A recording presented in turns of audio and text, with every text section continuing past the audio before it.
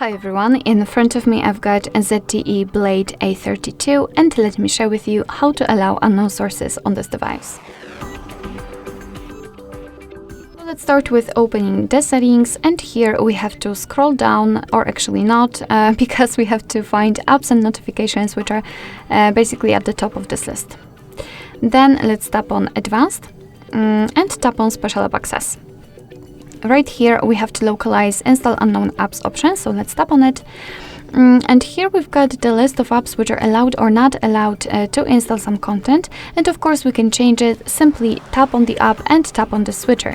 After getting back, you can see that the Chrome is right now allowed to install something.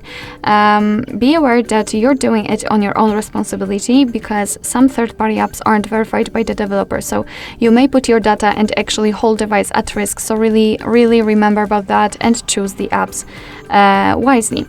You can also always remove previously granted permissions. Just tap on the app and tap on the switcher. And as you can see, the Chrome is not allowed to install anything.